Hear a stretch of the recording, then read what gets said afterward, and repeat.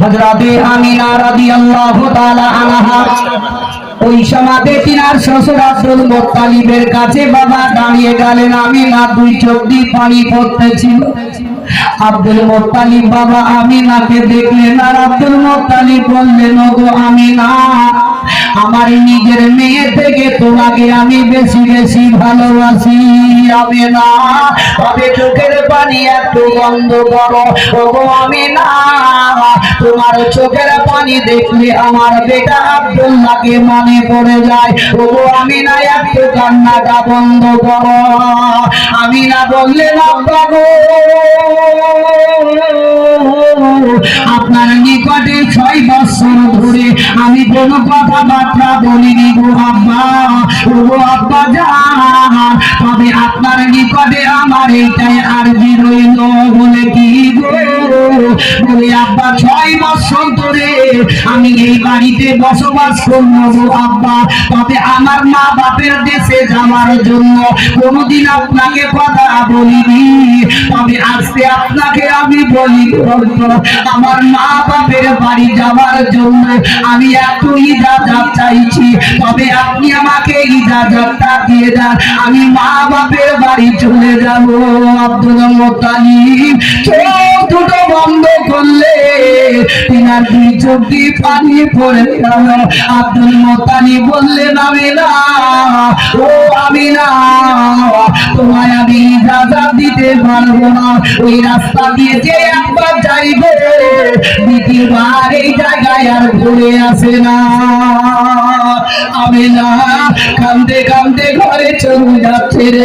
এমন সমাজে Abdul Muttalib বলেন, আল্লাহ গো, আজকে যদি আমিনা মনের মধ্যে এটা গাই দেব, যদি আমার স্বামী দুনিয়াতে বেঁচে থাকতো, তবে স্বামীকে যদি বলতাম কি আমার মা বাপের বাড়ি যাব, তবে আমার স্বামী কোনোদিন বাধা দিত না।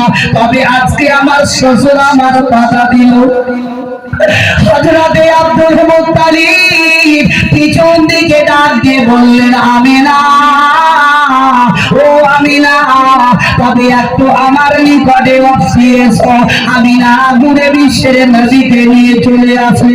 এমন সমাজে আব্দুল মুত্তালিব বললেন, আমিনা, ও আমিনা, আমি তোমার ইজাজত দিয়ে দিলাম, যাও যাও, তবে তোমার আমি বাধা দিব না। তবে আমিনা, আমার একটি শর্ত তোমায় মানতে হবে। বলে কি গো আব্বা জান? বলে মাত্র 7টা দিন তোমাকে সময় দেওয়া হলো। এই 7 দিনে মক্কা থেকে মদিনাতে গিয়ে তোমার মা বাপের বাড়ি থেকে ঘুরে অতি তাড়াতাড়ি মক্কাতে চলে আসবে। তবে আমিনা, হয়তো তুমি মা বাপের বাড়ি গিয়ে হয়তো এই 7টা দিন ঘুরে যেতে পারো, তবে তুমি যদি ঘুরে যাও, তবে তোমার সঙ্গে উম্মে আইমানকে নিয়ে যাও, যাতে এই কথাটা তোমায় ইয়াদ করিয়ে দেয়। নারে তাকবীর, নারে রিসালাত, जिसने ईदे मिलादुन नबी, जिसने ईदे मिलादुन नबी, साए आला हजरत, साए आला हजरत रसूल मियां कलीमी, आदिल महमूद कलीमी, नारे तकबीर, नारे रिसालात। বিশ্বের নবীর দিকে তাকিয়ে আছে আব্দুল মুত্তালিব। আমিনাকে বলছেন, আমিনা যাও, উম্মে আইমানকে সঙ্গে করে নিয়ে চলে যাও। হযরতে আমিনা রাদিয়াল্লাহু তাআলা আনহা উম্মে আইমান আর বিশ্বের নবীকে নিয়ে বড় বাবা চলতে লাগলেন মদিনায়। ও মদিনার পথে চলতে চলতে চলতে চলতে আবুয়ার নিকটবর্তী যখন হয়ে গেছেন, এমন সমাজে আমিনা ওই আবুয়ার পাহাড়ে একটু দূরে বাবা একটা পাগলা গাছ ছিল। ওই গাছের তলাতে বিশ্বের নবীকে আমার বসিয়ে দিলেন। বলে, বাবা তুমি একটু এই জায়গাতে বসে যাও, আমরা ওই পাহাড় থেকে আসছি। হযরতে আমিনা রাদিয়াল্লাহু তাআলা আনহা উম্মে আইমান তারা বাবা আবুয়ার পাহাড়ে চলে গেলেন। আব্দুল্লাহর কবরে গিয়ে তারা কান্না করতে আছে। এমন সমাজে বিশ্বের নবী আমার মা আমিনার দিকে তাকিয়ে আছে, উম্মে আইমানের দিকে তাকিয়ে আছে। ওরা ওই পাহাড়ের উপরে গিয়ে তারা এইভাবে কেন কান্না করে, তাদের এইভাবে কেন ছটফট করে যায়, এখন পর্যন্ত কেন আসে না? হযরতে আমিনা স্বামীর কবরে গিয়ে কান্না করে, আমিনার স্ত্রী ভাবে কাঁদতে পারে না, আমিনার চোখের পানি ঝরঝর করে পড়ে যায়। বিশ্বের নবী কাছে আসার পরে আমিনা বললেন, ও গো বেটা, আর দেরি করা যাবে না, চলো আমরা তাড়াতাড়ি মদিনাতে চলে যাই। উম্মে আইমানকে নিয়ে মদিনাতে চলে গেলে একা করে কয়েকদিন কেটে যাওয়ার পরে এমনকি 30টা দিন হয়ে যাবে, 1 মাস হয়ে গেল। হঠাৎ করে উম্মে আইমান বললে, ও আমিনা, আমাদের সময় ছিল 7টা দিন, তবে এতদিন হয়ে গেল, তবে আর দেরি করা যাবে না, চলো আমরা মক্কায় চলে যাই।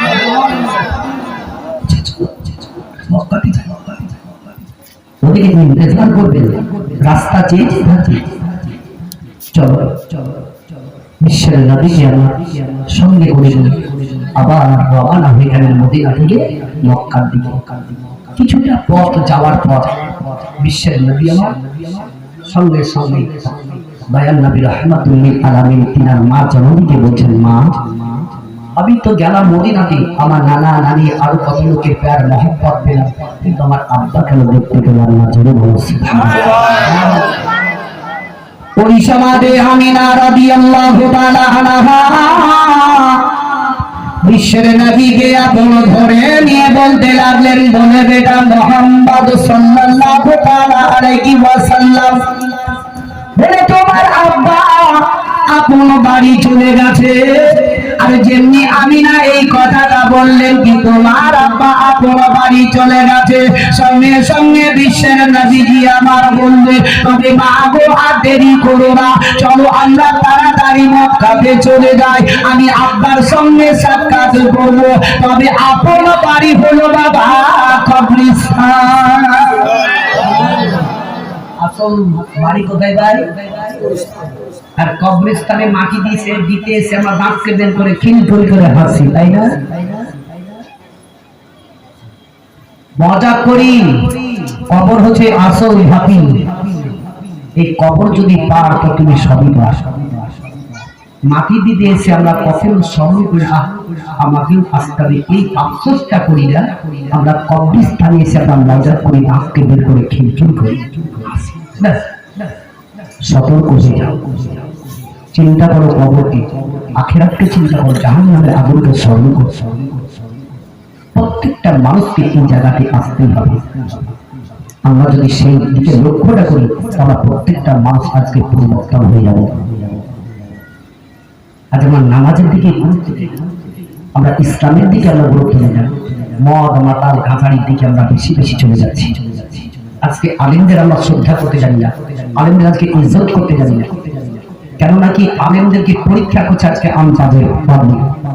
একটা মসজিদে যদি ইমামকে রাখা যায় তো গাওয়ার যারা আরবি শিক্ষার দিকে কোনো কিছুর ভিতর কিছু নাই, সেই হয়ে যাচ্ছে মসজিদের মুরব্বি। আর ওই মুরব্বি যখন মসজিদে আসছে মৌলবি থাকার দিকে, তো মুরব্বি জিজ্ঞাসা করছে, মৌলবি কতদূর পড়া, তোমার সার্টিফিকেট কি, বলো তো জাহান্নামের আলামতটা কি? আচ্ছা বলেন কি কি বুঝবে? ওই মৌলবি সাহেব বলছে জাহান্নামের আলামত হচ্ছে আপনি। মরলে রাগ হবে না?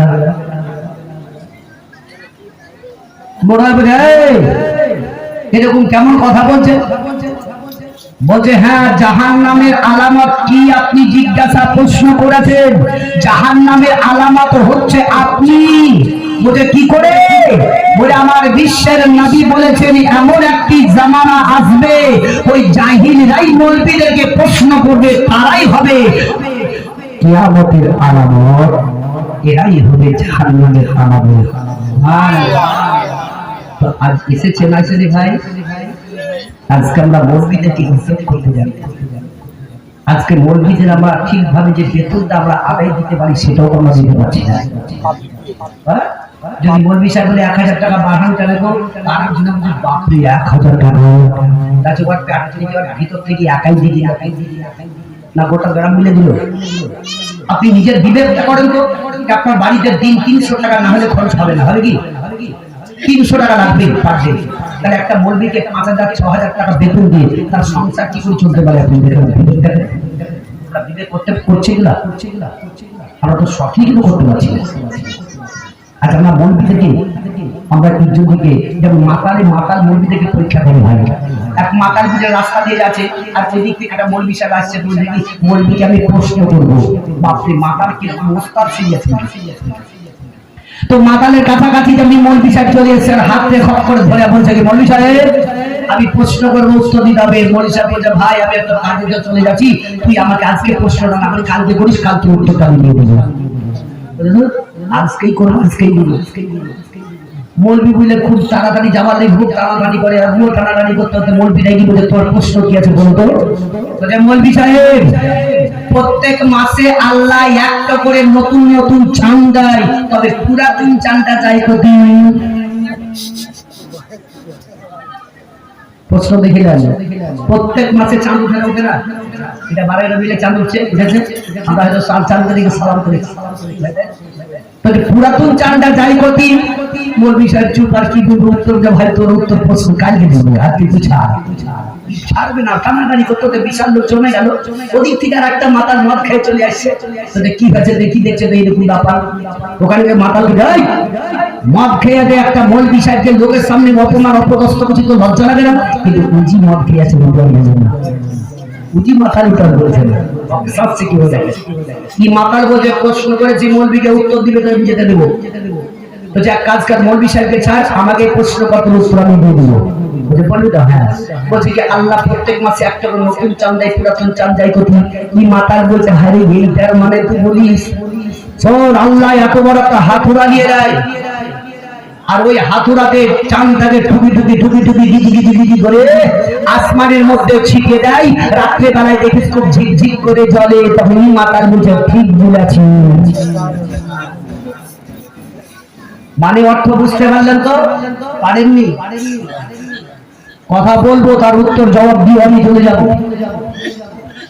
এর মানে অর্থ হলো এটাই, মাতালের সোহবাতে যদি বসেন তো মাতালি বুদ্ধি পাবেন, গাঁজারি সোহবাতে বসেন তো গাঁজারি বুদ্ধি পাবেন, তাসের আড্ডাতে যদি বসেন তো তাসারি বুদ্ধি পাবেন, ভালো সোহবাতে যদি বসেন তো ভালো বুদ্ধিটাই পাবেন।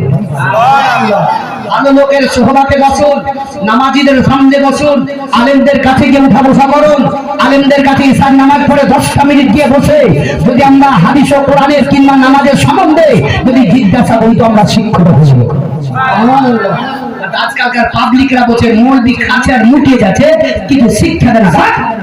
মৌলভী শিখায় না, তোমাদের বেশি খারাপই, তোমরা ছেলে মেয়েকে মসজিদে পড়তে পাঠাও না বলে মৌলভীরা খারাপ নয়। মৌলভীদের কাছে যদি বাচ্চারা যাওয়ার পরে মৌলভী যদি না পড়ায় সেটা হবে মৌলভী নাই।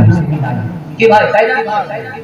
মৌলভীদের খালি পাবলিককে দিলে হয়ে গেল, মাথায় গজাও। আজকে বলে যাচ্ছি, আবার কখন খোলা এই তবে এখনো সতর্ক হয়ে হাদিস কোরআনের দিকে লক্ষ্য করে আখিরাতকে চিন্তা করে চলার চেষ্টা করুন। বুঝবেন যেদিন এই কবরে আসবে বিশ্বের নবী, কুল কায়নাতের নবী জনাবে মুহাম্মদ রাসূলুল্লাহ সাল্লাল্লাহু তাআলা আলাইহি ওয়াসাল্লাম। ওই সমাদে আমিনা রাদিয়াল্লাহু তাআলা আনহা বিশ্বের নবীকে বাবা যখন নিয়ে চললেন ওই আবহাওয়ার পাহাড়ের দিকে, ওই গাছের তলায় যে যাওয়ার সময় বসিয়েছিলেন, ওই গাছের তলাতে নবী মুস্তাফাকে বসিয়ে দিলেন। আর বসার পরে উম্মে আইমান আমিনা আবার পাহাড়ের উপরে গিয়ে বাবা অজমানে কান্না করতেছিলেন। এত কাঁদেন, এত কাঁদেন, আমিনার দুই চোখের পানি ধরে মুখের কাপড় ভিজে গেল, উম্মে আইমানের কাপড় ভিজে গেল। নবী আমার বলে কি ব্যাপার? মা একদিকে কাঁদে, উম্মে আইমান ফুফু একদিকে কান্না করে। কেন আসছে না? আমার সমাধে ওই জায়গায় কাঁদবে, আসার সমাধে ওই জায়গায় কাঁদবে। যাবে। কারণটা কি? আমিনা রাদিয়াল্লাহু তাআলা আনহা যেমনি নবীর কাছে চলে গেলেন, ওই জামাতে দয়ার নবীজি মা আমিনার হাত দুটো ধরে দিয়ে নবী আমার কেঁদে কেঁদে বলে, ও মা জননী, যাওয়ার সমাদেও পাহাড়ে কাঁদলে না, আসার সমাদেও সেই পাহাড়ে কাঁদলে। কারণটা কি ভাই একবার বলো? আমিনার মুক্তি কথা বেরাই না, আমিনা কান্না করে যায়। দয়ার নবীজি উম্মে আইমানের হাতটা ধরে দিলে বললেন, ও উম্মে আইমান, তবে তুমি বলো যাওয়ার সমাজে কামলে আসার সময় কামলে? উম্মে আইমানের কোনো কথা বলল না। বিশ্বের নবীজি দয়ার নবী কেঁদে কেঁদে বললেন, বলে আমি বুঝে গেছি কেন তোমরা ওই জায়গায় কাঁদতেছিলে।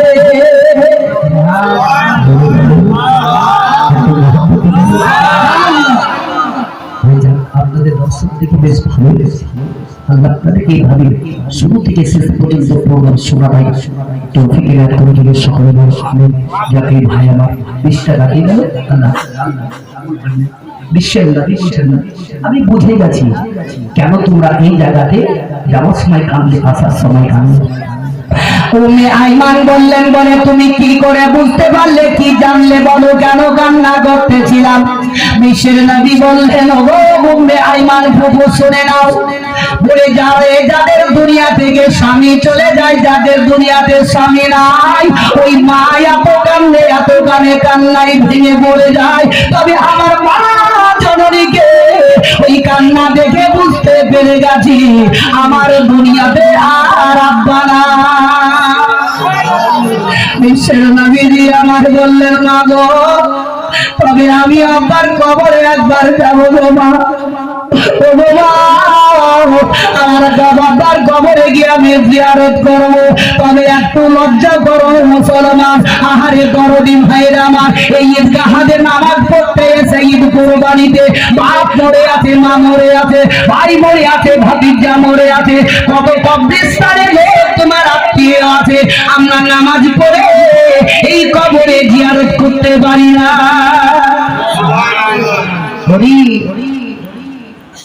এখানে থেকে 10 বছর দেখাচ্ছি, গণাবাড়ি কেউ বলতে হবে না। কবরে কবরবাসীরা সবাই আশা করেছে, বাপ আমার ছেলে আছে, বেটা আছে, আমাকে আমার কবরে আজকে তুলতে পারবে না, মনে করেন না? কিন্তু নামাজ পড়ে যান, নামাজ পড়ে তাড়াতাড়ি বাগানে ঢুকবেন, তাস খেলার লেগে, জুয়া খাবার লেগে, মদের আড্ডায় যাওয়ার জন্য তাড়াতাড়ি করবেন। কিন্তু বাপ মরিয়াছে কবরে, মা আছে, মাসি আর কাছে একটু দোয়া করে আছে, সেটা হাত করে অনুরোধ করে যাচ্ছে আপনার আহিরের লোকদেরকে, ভাই আমরা কিন্তু আপনার যদি বেঁচে থাকেন আল্লাহ করে এবার থেকে কবরে কমসে কম ঈদ কোরবানিতে আপনার ফাতিহা করে যাবেন। মাশাআল্লাহ, এই দেখেন বাকি 100 টাকা হাদিয়া গেল, আল্লাহ আপনি যাতে কবুল করে যাবেন। সকলে বল আমিন। জানি আহিরের লোকের দিন খুব বড়, হাত খুব বড়, পয়সা দেওয়া বহুত, ঠিক আছে দেখেছি ভাই, জানি, তবে বলছি না ওটাই কি এই কবরটাকে আসল ঘাটিটাকে আমি দেখে লক্ষ্য করি। বিশ্বের নবী আমার ফাতিহা করলেন এবং সমাজে দেখছেন তো আমিনা রাদিয়াল্লাহু তাআলা আনহার শরীরে আর পেটে একটু বেদনা উঠলো, জোরে বলুন সুবহানাল্লাহ। যেমন কে আব্দুল্লাহ পেটে বেদনা উঠেছিল, আব্দুল্লাহ পেটের বেদনার কারণে ইন্তেকাল করেছিল, সেই রূপ আমিনারও পেটে আর শরীরে ব্যথা উঠে গেল, জোরে বলুন সুবহানাল্লাহ। আমিনা রাদিয়াল্লাহু তাআলা আনহা আস্তে আস্তে আস্তে আস্তে আস্তে বাবা জাবিনের মধ্যে বাবা পড়ে গেলেন। উম্মে আইমান টুক টুক টুক টুক টুক টুক করে দেখতেছিলেন। বিশ্বের নবীজি আমার দোয়া খায় শেষ করে মা জননীর দিকে চলতে লাগলেন। এমন সমাজে উম্মে আইমান আমিনা রাদিয়াল্লাহু তাআলা আনহাকে ডাক দিলেন, তবুও কিন্তু বাবা আওয়াজ দেন নাই। দরদি বিশ্বের নবীজি আমার ওই সমাজে বলেন, ওগো মা জননী একবার উঠো, আমি তাড়াতাড়ি ওই মক্কায় যাবো বাবা, আমার দাদা যান হয়তো আমাদের ইন্তজার করতেছে। আমি না আর কথা বলেন নাই, নদী শরীরে হাত দিলে তবুও কিন্তু আমিনা কথা বলে নাই। নাকে হাত দিলে ও মা জননী নিঃশ্বাস বন্ধ হয়ে গেছে।